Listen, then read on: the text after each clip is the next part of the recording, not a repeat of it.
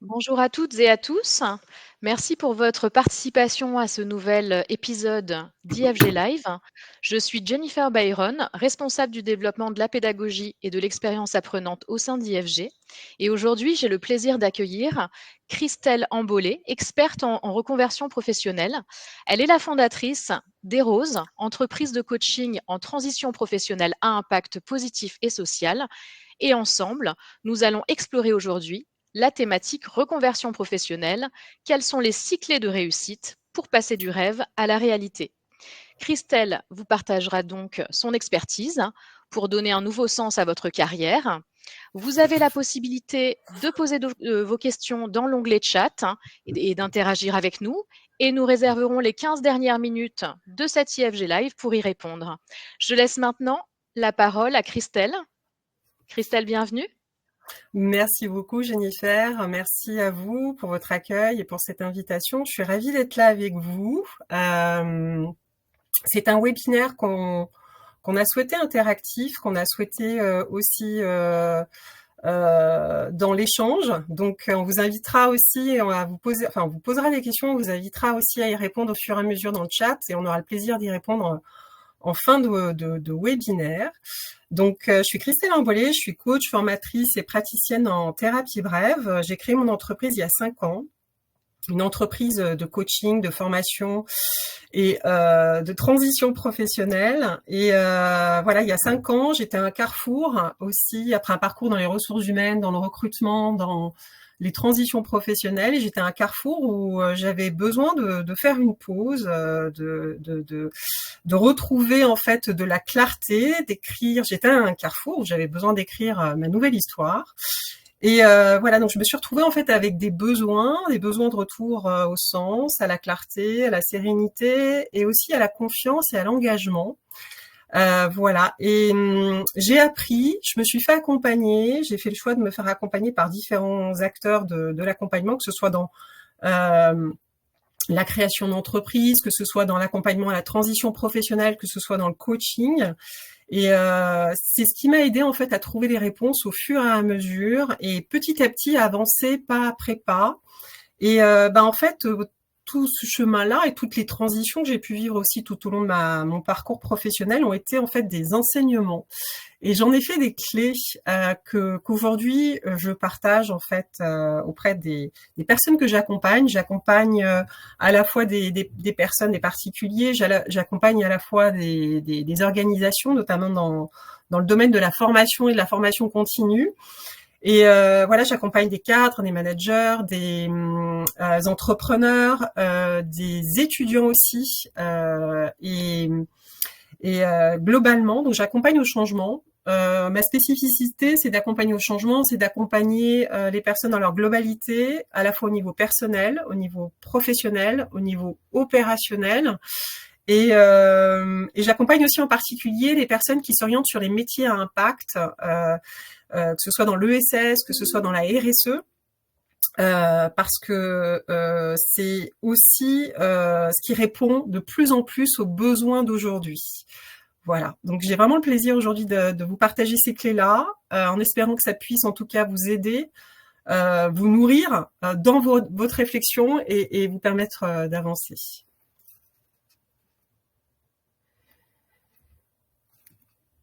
Voilà, donc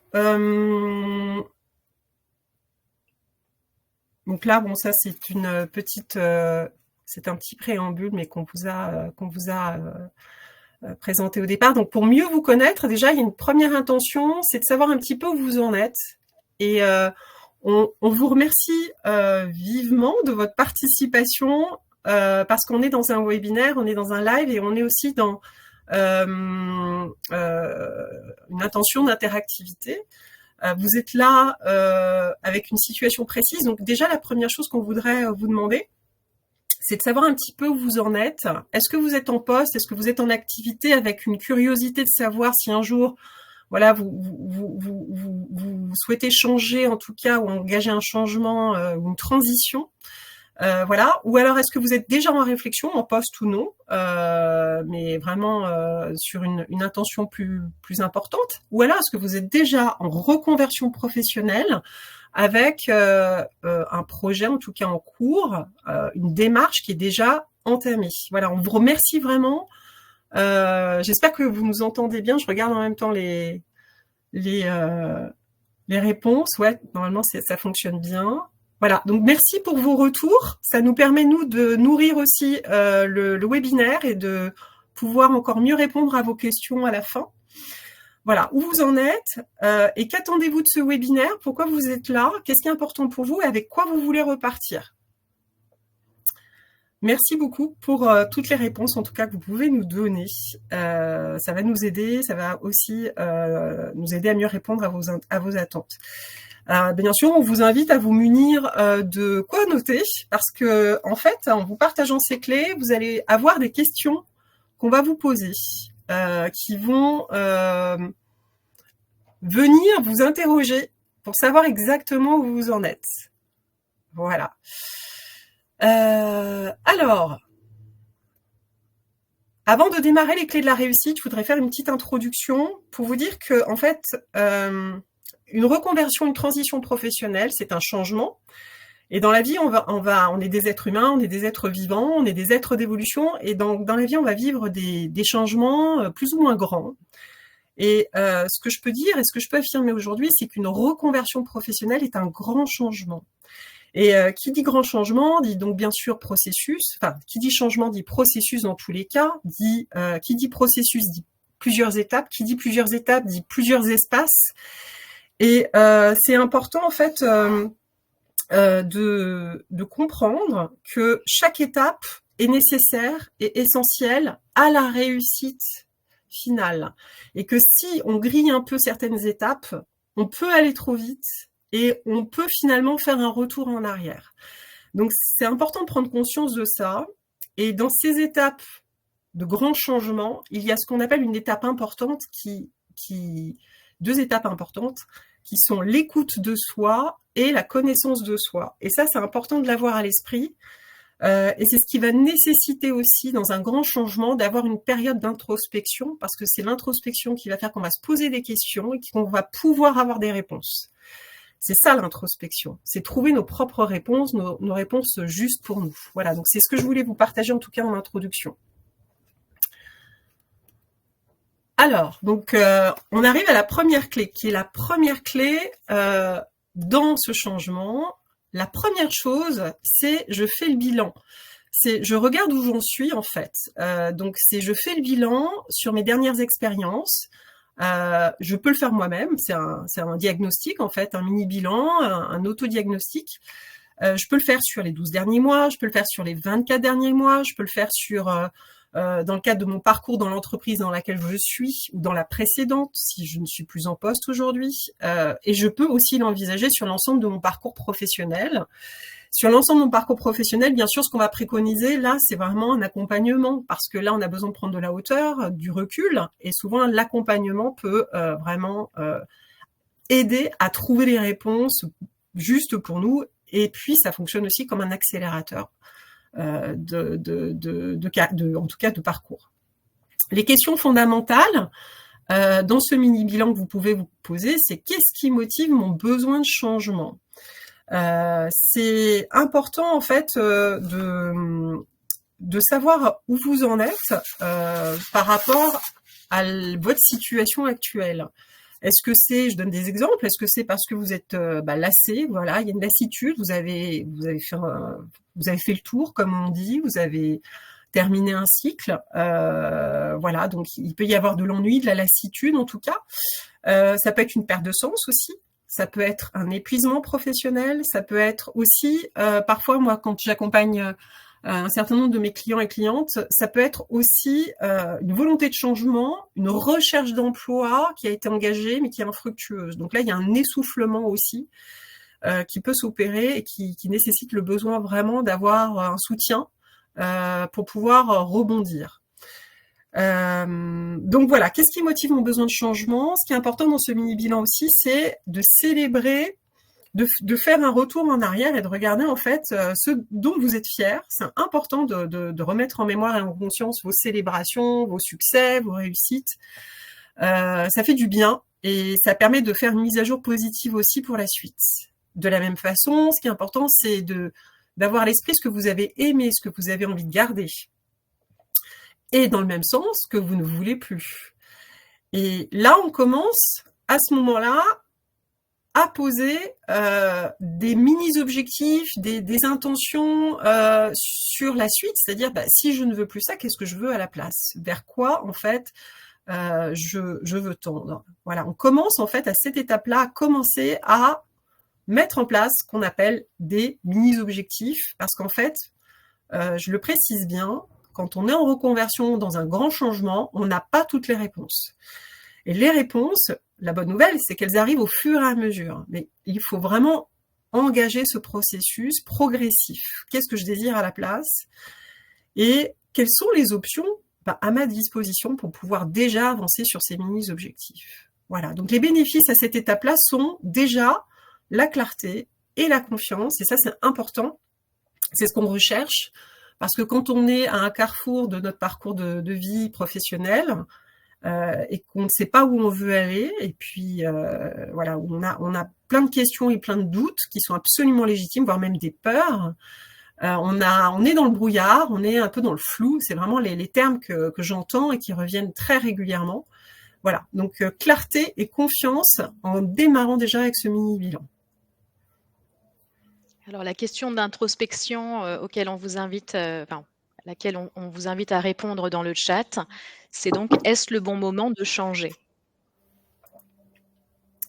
Voilà, posez-vous cette question pour vous.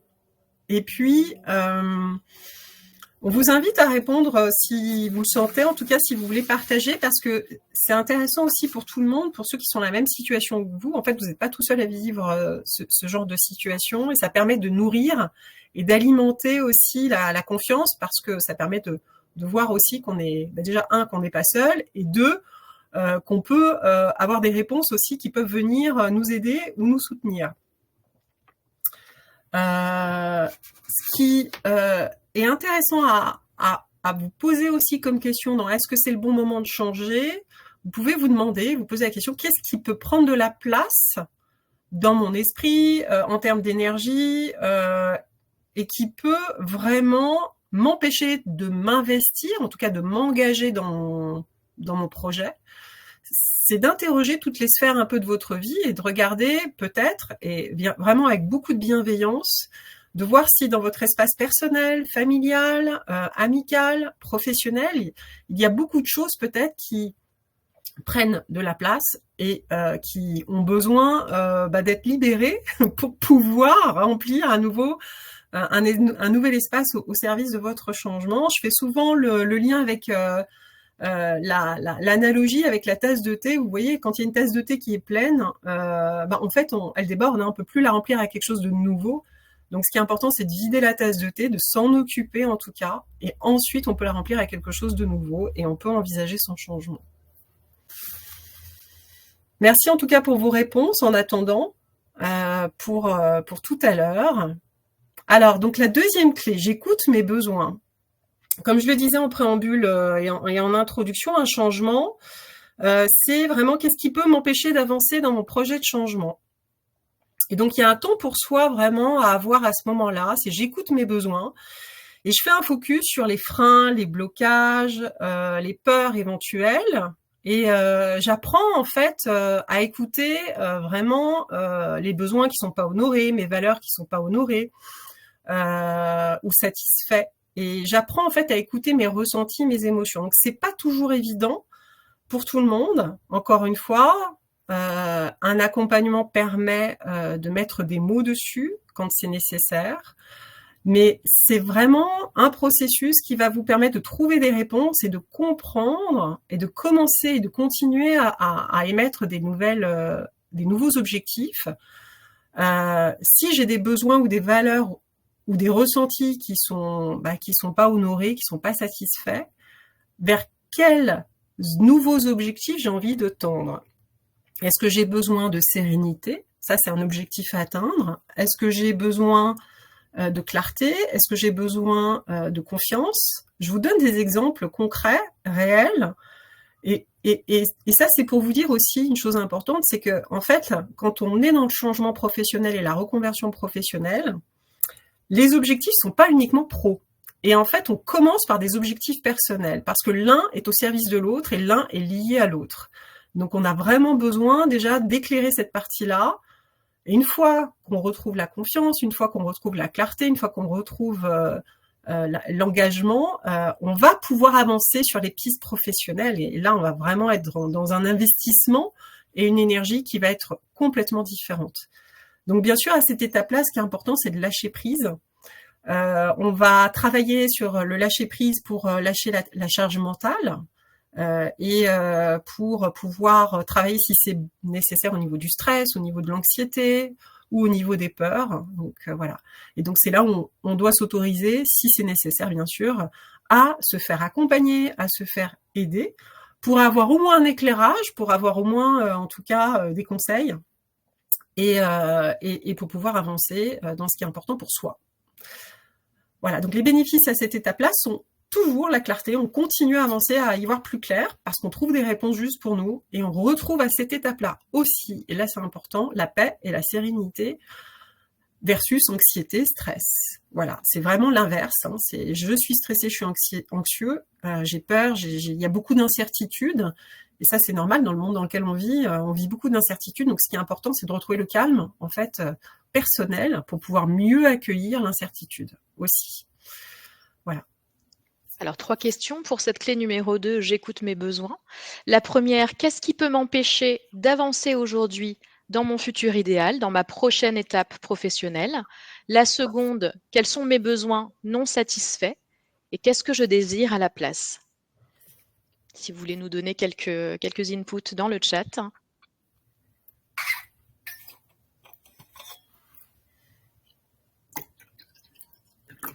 Merci Après, pour on est les sur l'écoute des besoins. Je relais juste un petit peu le chat. oui.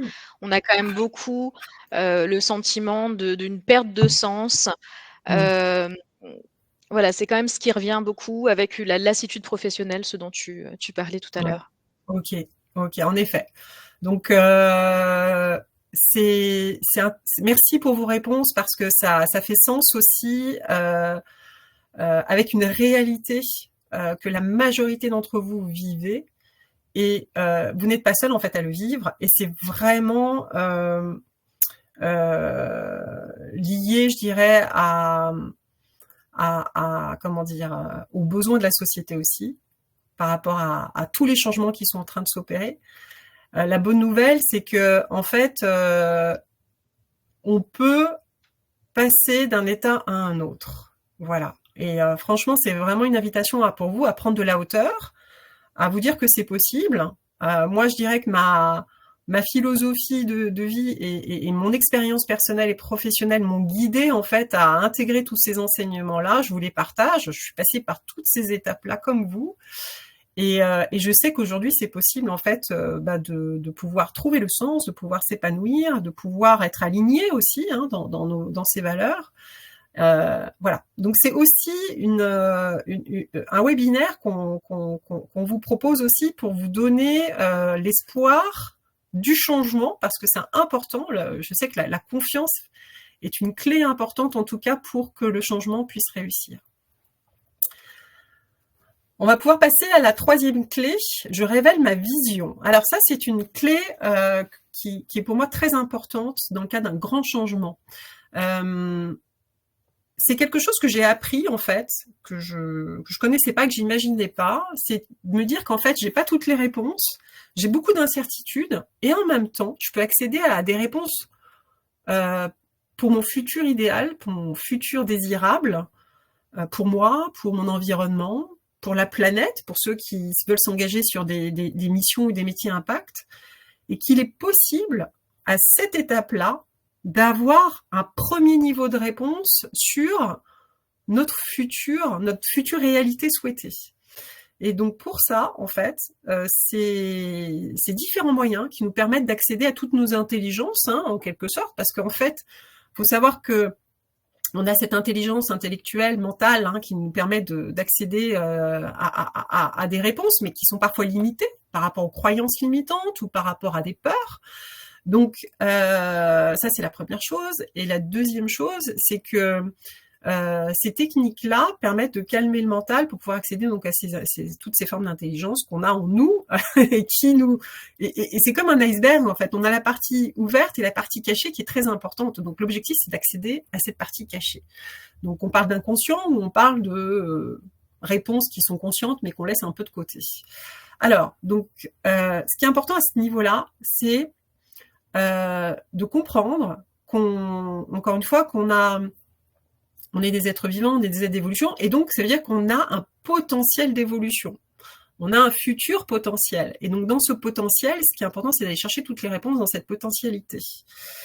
Et quand on va interroger ce futur, en fait, c'est le futur idéal. Pourquoi ? Parce qu'en fait, ce futur, il est directement aligné à nos valeurs, à nos besoins, à nos envies. Donc, il n'y a pas de doute à avoir. C'est notre propre vérité. On a chacun notre propre vérité. Et donc, on va aller sur des techniques qui nous permettent d'explorer le champ des possibles, qui nous permettent de vraiment de tendre sans limite et sans contrainte à notre grand projet idéal. Les techniques. Alors, moi, je suis praticienne en PNL, programmation neurolinguistique. Dans cette pratique, en fait, je propose, je suis pas la seule, mais je propose en tout cas des techniques de visualisation guidée qui permettent en fait justement de calmer le mental et puis de pouvoir accéder à des réponses par des questions posées. Et on est très surpris du résultat parce qu'en fait on se rend compte qu'on a accès à tellement d'informations juste pour nous par simplement de la relaxation et du calme intérieur pour pouvoir arriver à ces réponses. Donc voilà, ça c'est une pratique qui permet de se connecter vraiment à sa vision. Vous pouvez aussi tout à fait répondre à des questionnaires qui permettent aussi de vous interroger sur votre futur idéal. Et puis, on peut faire aussi ce qu'on appelle les tableaux de visualisation créatifs ou vision board aussi, ça s'appelle aussi vision board. En fait, vous pouvez, en vous mettant dans des conditions favorables, créer votre propre tableau de visualisation, vraiment très spontanément, avec toute votre créativité. Et je précise qu'on est tous créatifs, même si certains pensent qu'ils ne le sont pas. On a tous un processus créatif, mais qui va s'exprimer de façon différente. Voilà, donc là, vous pouvez vous pouvez écrire, vous pouvez dessiner, mettre des couleurs, vous pouvez faire de la peinture, vous pouvez faire du collage. En tout cas, faites-vous plaisir. Si ça vous parle, vous pouvez aller sur cette technique-là. Puis vous pouvez aussi faire une carte mentale ou mind mapping. Vous voulez partir d'un point à un point B, vous pouvez commencer à le poser de façon visuelle avec toutes les options possibles pour pouvoir accéder en tout cas à votre objectif. En tout cas, un premier niveau d'objectif si vous n'avez pas encore toutes les réponses. Les bénéfices à cette étape-là, quand on commence à avoir déjà des réponses sur notre futur idéal, déjà, c'est encore une fois de la clarté. Là, on a vraiment d'énergie positive parce que ce futur idéal va générer des émotions positives, en fait. Et le fait de se connecter un peu plus à notre créativité, ça fait du bien aussi. Là, c'est vraiment être dans l'espace de l'imaginaire, dans l'espace des émotions, dans l'espace des ressentis, dans l'espace du rêve. Voilà, on est dans tous ces espaces-là à la fois. Des intuitions aussi, des envies, des audaces, de ce qu'on n'a jamais osé faire. Et vraiment là, c'est d'une richesse absolue. Voilà. Et donc, bien sûr, là, on accède vraiment à un premier niveau de vision et ça fait du bien et ça donne un engagement pour la suite. Alors, quelle que soit la technique ou l'outil utilisé pour concrétiser un peu cette vision, la question derrière tout ça, c'est imaginer que vous avez carte blanche pour créer votre futur idéal. Et dans ce cas, à quoi ressemblerait-il ?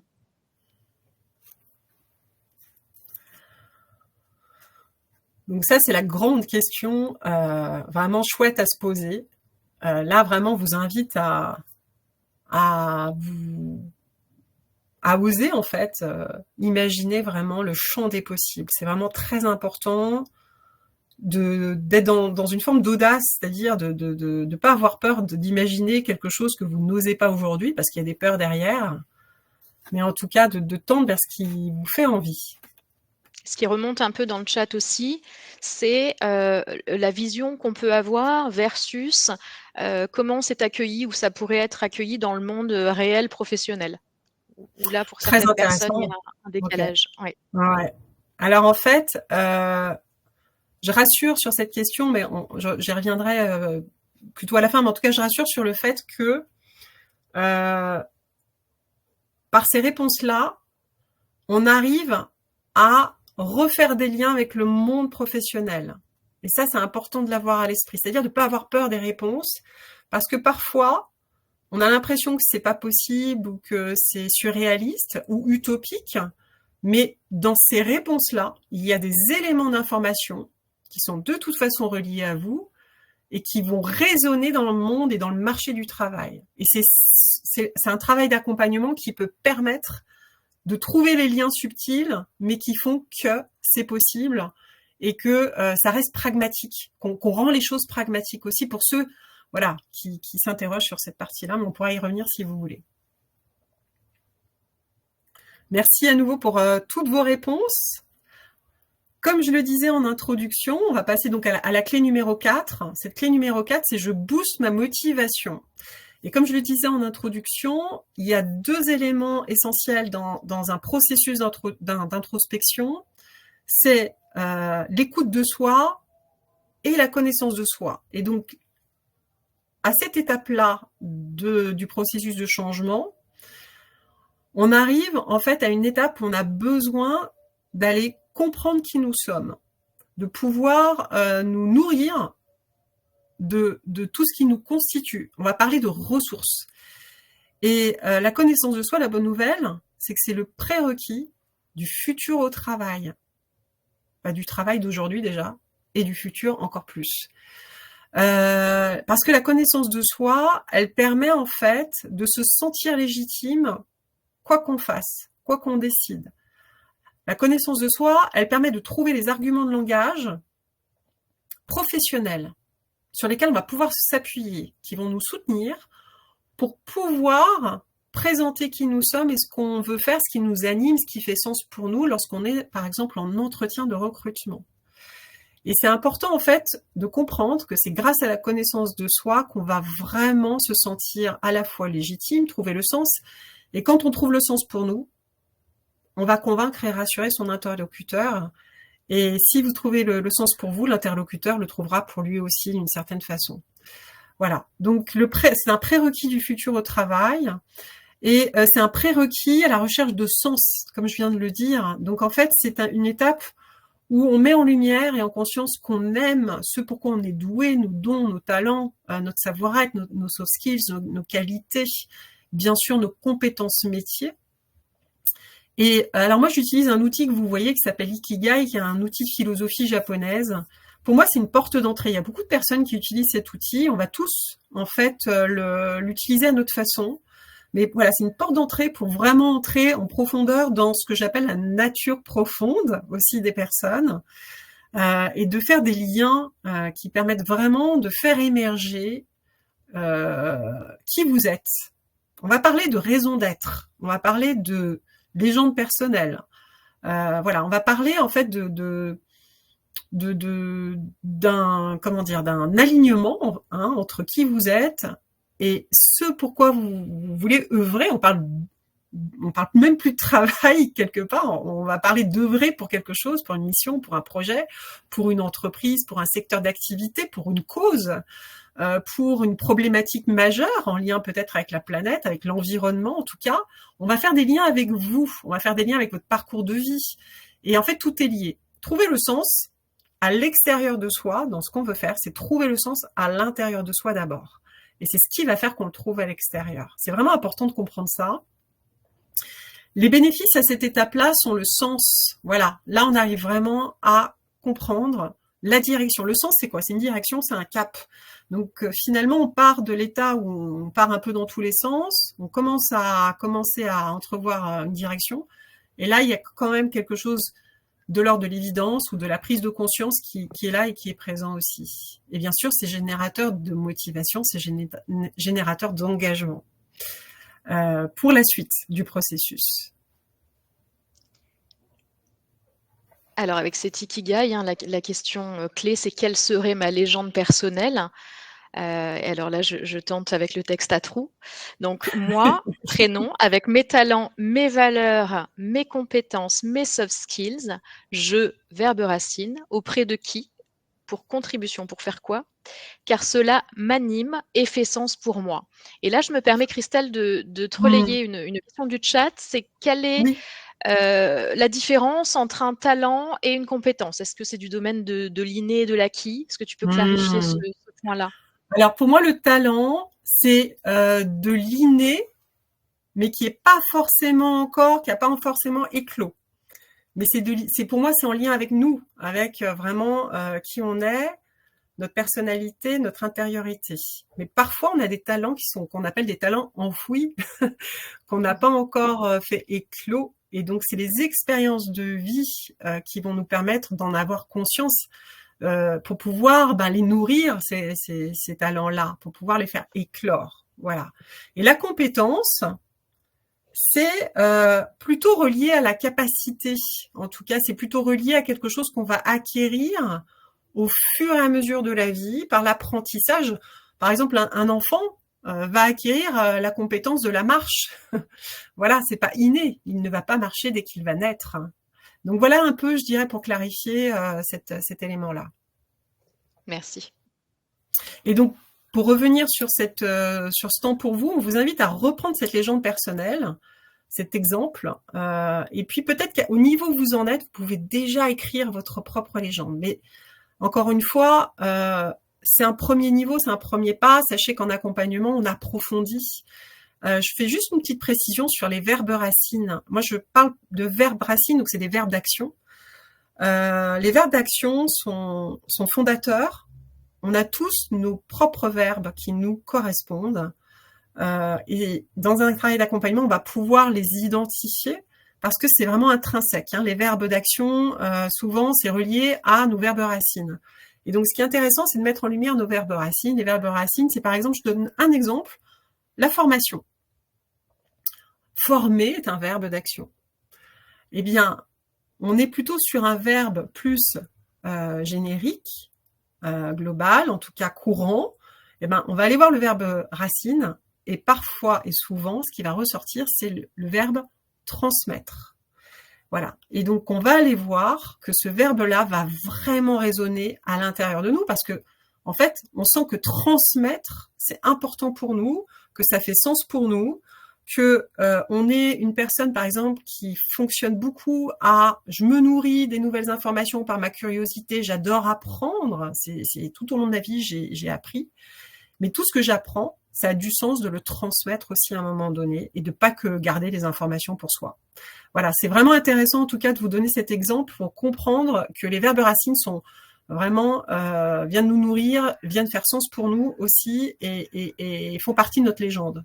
Ou en tout cas de cette direction et ce cap qu'on peut donner.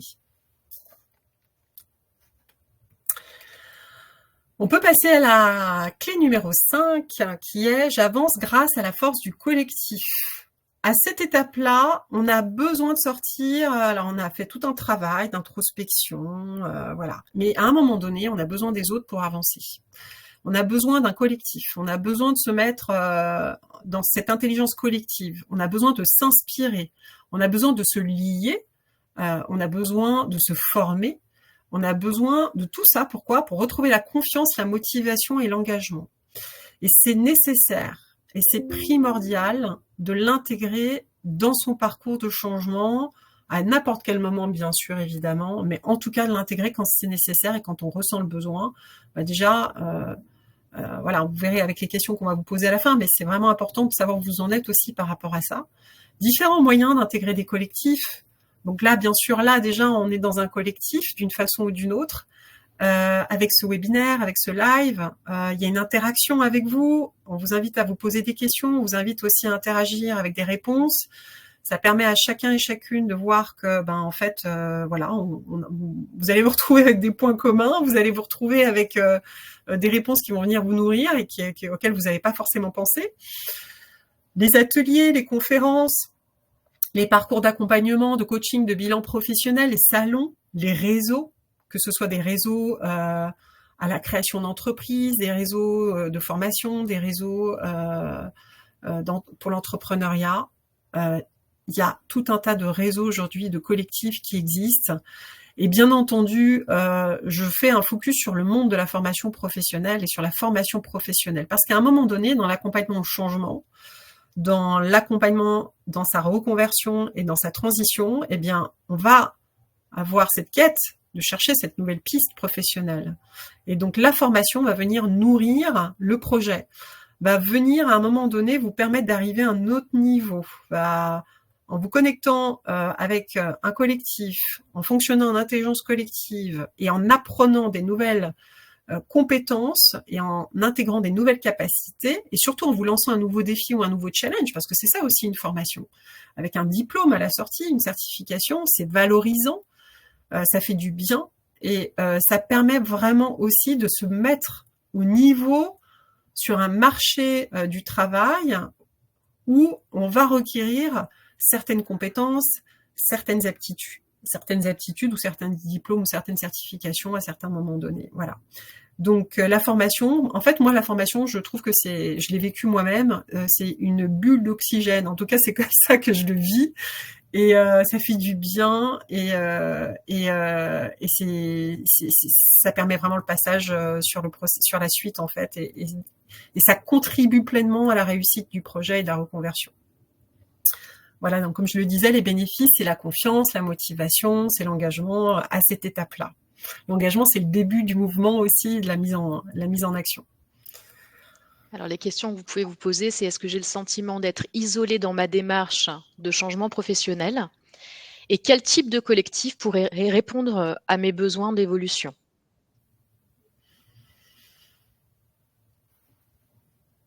Merci pour vos réponses. Ça permet aussi pour nous de savoir où vous en êtes et peut-être qu'un besoin de formation, en tout cas, est nécessaire pour vous là où vous en êtes.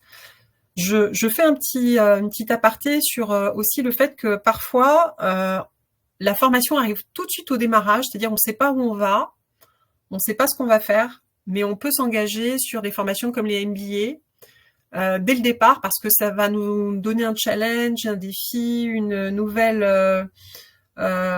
opportunité de démarrer un nouveau projet qui va arriver au fur et à mesure dans la formation. Jennifer, je pense que tu me rejoins sur peut-être des exemples d'apprenants qui intègrent IFG aussi et qui sont dans cette situation-là. Oui, oui, on en a beaucoup. Et puis après, la force, entre guillemets, de nos programmes, c'est qu'il y a une transformation au niveau des connaissances professionnelles. Mais il y a aussi tout un volet sur justement tout ce qui est introspection, soft skills, où il y a véritablement, en tout cas ce que nos participants alumni nous disent, c'est qu'il y a vraiment une transformation qui s'est effectuée. Donc je pense que, voilà, c'est Christelle, tu parlais de formation et de cet apport Ouais. que peut avoir le collectif. Ouais. Quand on travaille notamment entre pairs, vous êtes d'horizons différents, c'est une richesse sur laquelle vous pouvez facilement vous appuyer. C'est ça, exactement. Voilà, donc on va passer à la dernière clé qui est la clé numéro 6.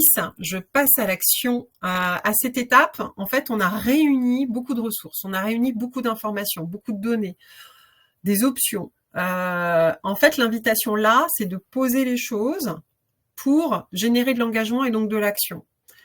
Il faut comprendre que créer sa nouvelle réalité, c'est relié à l'action. Et ça, c'est vraiment important de l'intégrer.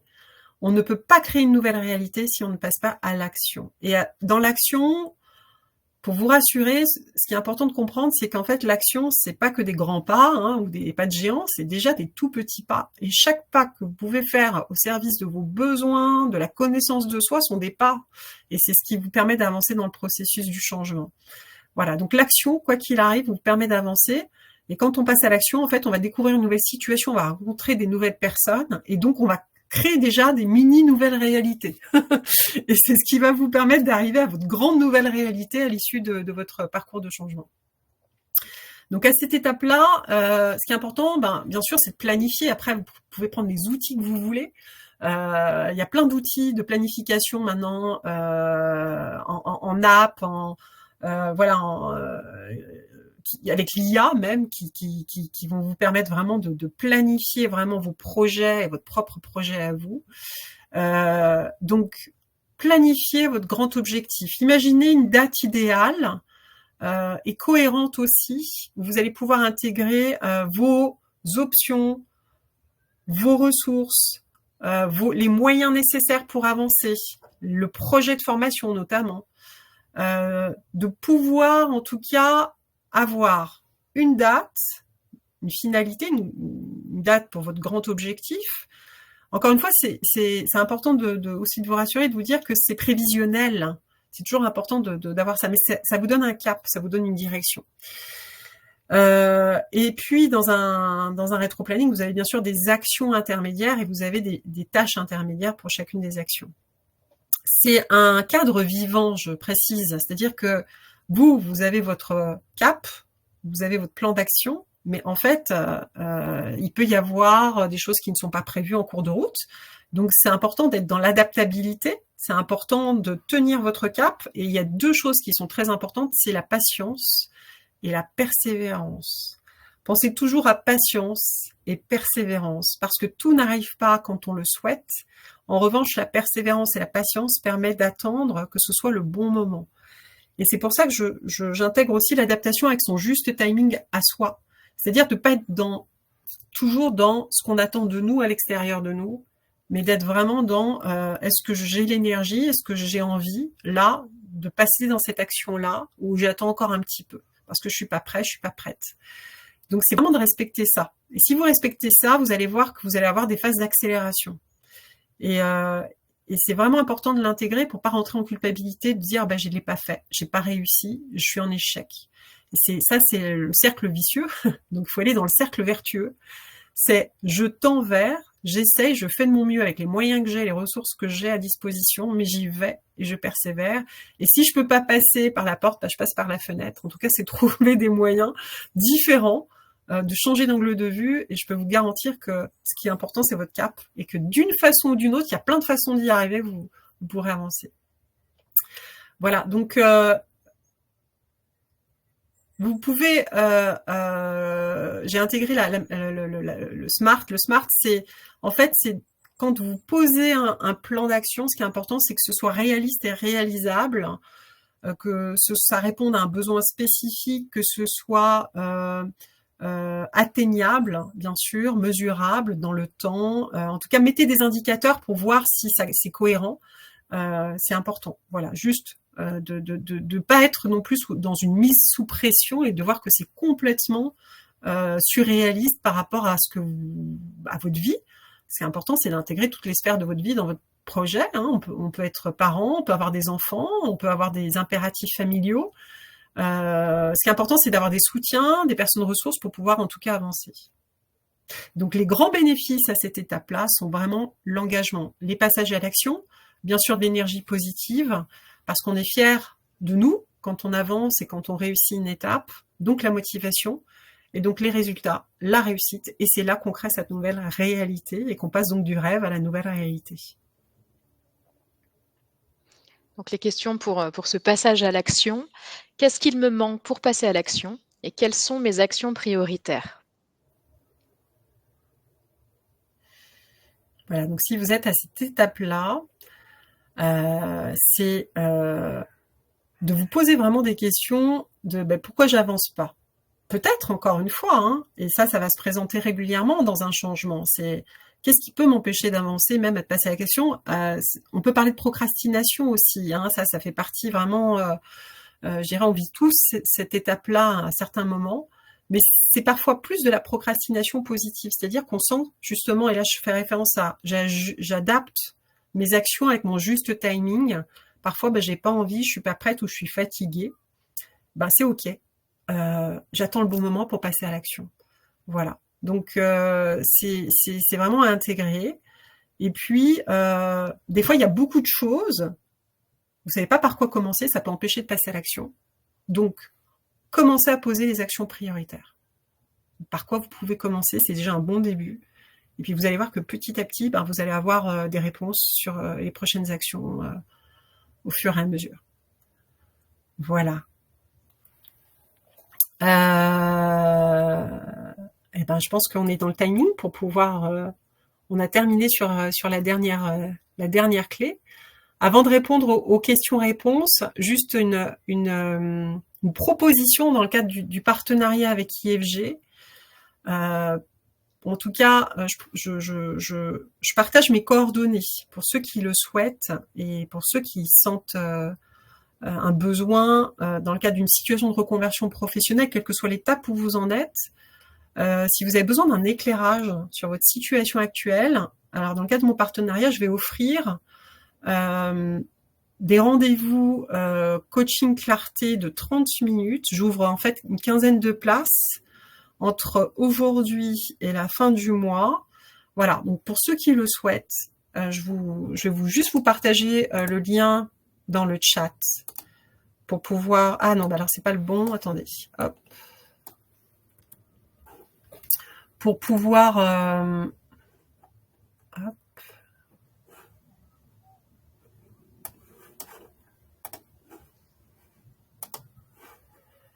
Voilà.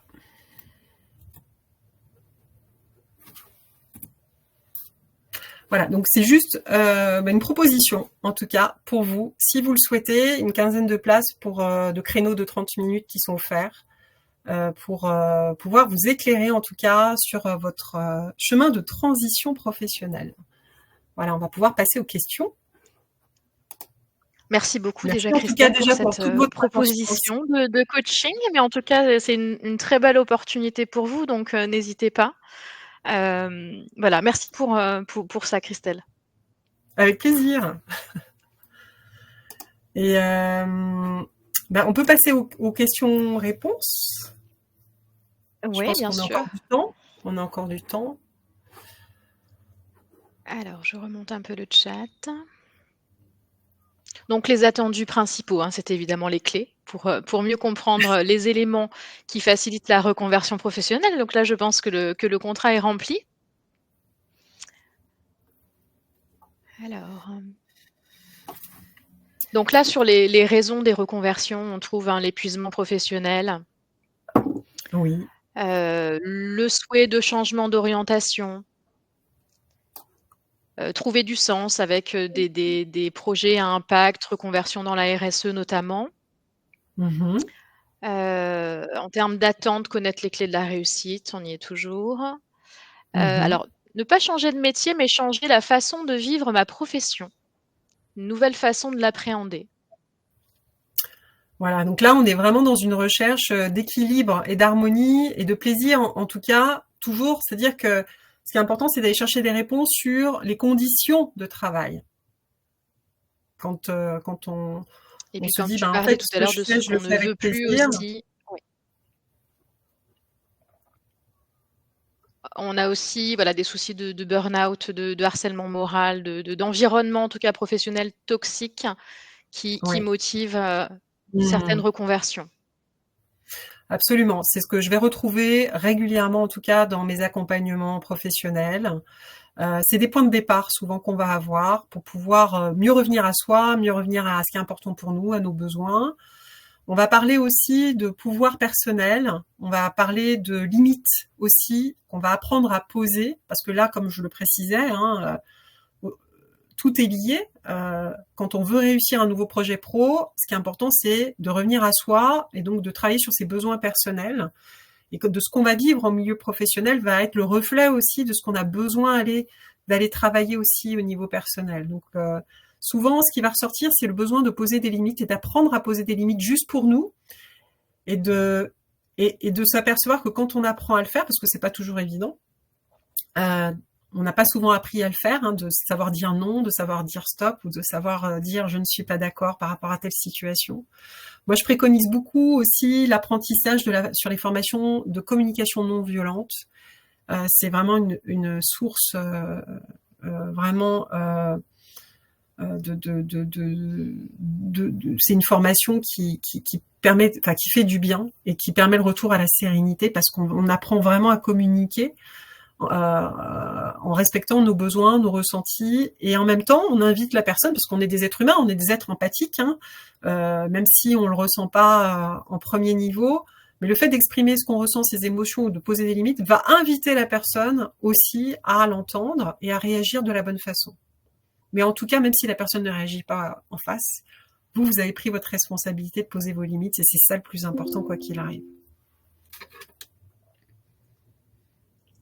Alors Christelle, je Alors, partage avec toi une phrase dans le chat de oui, Maureen qui nous dit: oui, «Mon principal frein, c'est moi et ma peur de l'échec».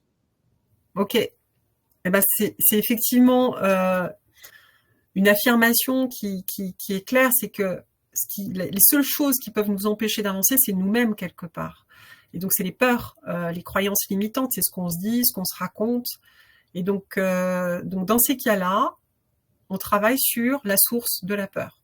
Voilà, on va aller voir en fait les informations à la source pour voir quels sont les points de départ qui ont généré la peur ou quels sont les points de départ qui ont généré la croyance limitante.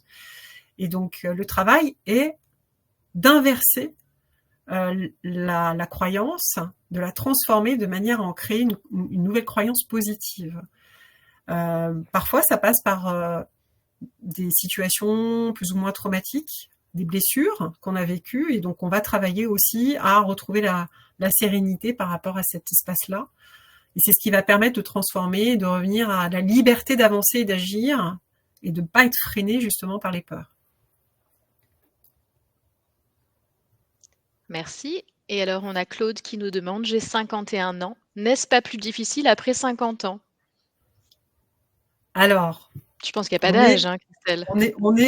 alors voilà, en fait là on est clairement dans la majorité des cas, c'est qu'on va être sur, c'est pas un problème l'âge, c'est une croyance. C'est-à-dire que on se limite, c'est la société qui nous renvoie une réponse limitante, et donc ça va générer en nous une croyance. On va voir que dans certains pays, il n'y a pas du tout ce même niveau de croyance sur l'âge, parce que la société ne renvoie pas cette limite ou ces a priori ou ces préjugés. Voilà. Donc en fait, on va travailler sur le retour à la confiance par rapport à, encore une fois, ses ressources, à ses pleines capacités. Et puis quand on travaille sur le sens, je peux vous garantir que quand vous arrivez en entretien en indiquant que ce qui est juste pour vous, ce qui vous anime et ce qui fait sens pour vous, c'est ça, votre interlocuteur va être rassuré, convaincu et va pas du tout penser à l'âge. Et si vous êtes face à une personne qui a des préjugés malgré tout, bah, vous savez juste que c'est pas au bon endroit, c'est pas à cet endroit-là où il faut aller. Voilà. Et vraiment, ce qui est important de vous dire, c'est qu'il y a toujours, vous trouverez des personnes et vous trouverez des endroits où on va faire attention et on va rechercher le potentiel, les capacités, les compétences, et puis surtout votre énergie. C'est pas que chercher un boulot, c'est pas juste des compétences. Hein, on n'est pas des machines. On est avant tout des êtres humains. On est des êtres sensibles. On est des êtres intelligents. Et donc c'est important de se reconnecter à tous ces espaces-là pour pouvoir vraiment aller au-delà des limites que la société nous renvoie.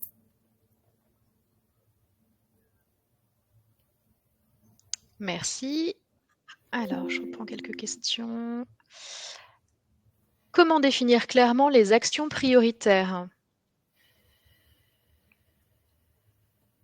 Alors, donc la question, c'est comment définir clairement les actions prioritaires?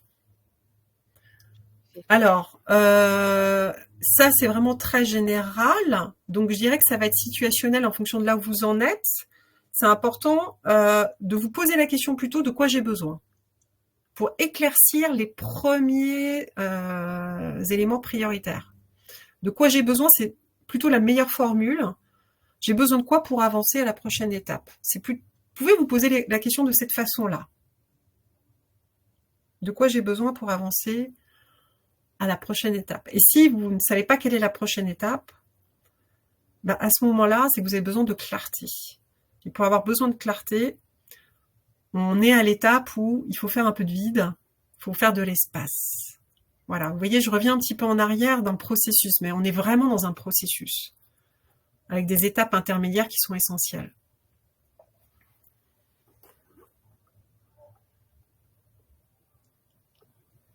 Et alors, Ariane nous fait part peut-être d'un problème technique, mais pour les rendez-vous de coaching de 30 minutes, Oui, d'accord. lorsqu'on valide, on redemande de choisir un créneau. Ah, peut-être que le créneau a été pris entre-temps. S'il y a un souci technique, je vous invite, alors je reviens sur la diapo, à faire une copie écran. Coordonnées. Ah, Ouais, faites une copie. Alors, voilà. j'arrive pas à garder la diapo là. Voilà, faites une copie écran sur pour mon mail Et aucun souci, vous inquiétez pas. S'il y a un problème technique, vous m'envoyez un mail à christelle.boller@eros.fr et vous allez pouvoir me faire votre demande. Et à ce moment-là, je vous enverrai un lien pour un créneau. Aucun souci.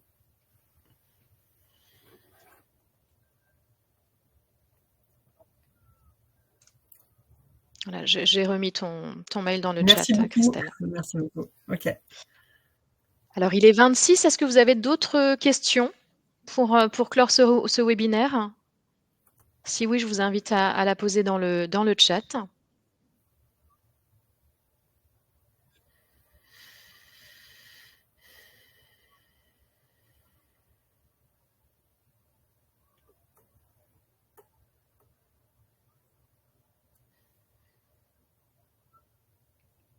Bon, a priori, pas de questions. Non, Christelle? je regarde, je remonte dans le fil si je vois. Frédéric ouais. Ouais.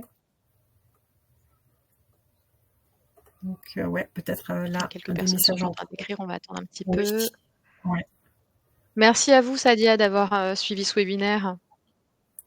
Merci beaucoup. Un grand merci à tout le monde. Merci pour votre participation et pour votre présence. Merci à tous. Bon après-midi. Une excellente fin de journée. Peut-être, en tout cas, le plaisir de faire votre connaissance. À Un très, grand très merci, bientôt. Christelle, Merci, pour ce merci webinaire. Jennifer. Merci. Merci à toi, Je vous Jennifer, en prie. aussi. Et à très bientôt. Une Bon excellente journée. après-midi. Excellente journée. Au revoir, Merci. merci.